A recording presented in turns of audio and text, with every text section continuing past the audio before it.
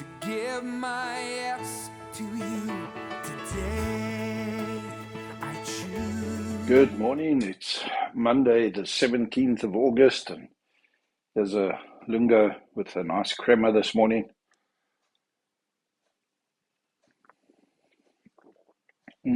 Very nice coffee. If you have your Bibles, turn to 1 Thessalonians 5 verse 19. 1 Thessalonians 5 verse 19. Do not quench the Spirit. Do not put out the fire of the Spirit of God. And,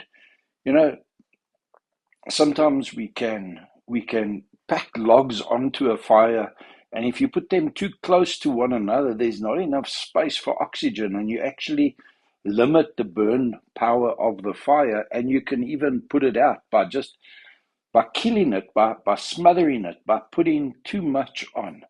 There needs to be space between the logs for oxygen to flow.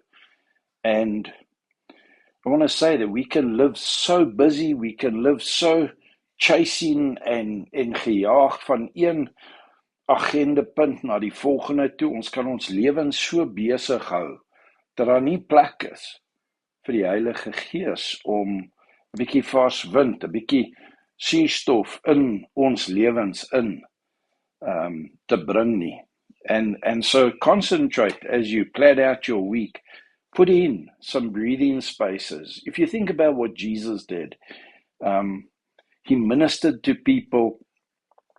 He spent time in solitude. He lived a simple life. He didn't clutter his life with many things. He remained focused on meditation, the Word of God, time with God, time with Christians, time with those that he was discipling, as well as then ministry. And all of those things that he was busy with, he ensured that there was space, there was time, there was die geleentheid om asem te haal, om net van die Here te skep, by hom stil te wees, te besef hoe God besig is in die laaste paar oomblikke.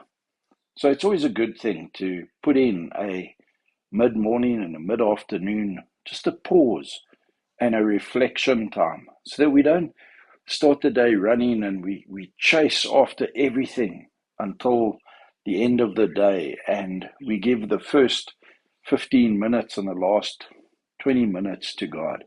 But then we put pauses in, we put places for traction, for space, for the Holy Spirit and for God to be perceived in our day. Think about it and come and chat to me about the concept of space and time. Do not quench the Holy Spirit. Do not leave time for the Holy Spirit to work and speak into your life and your heart. Have a wonderful Monday.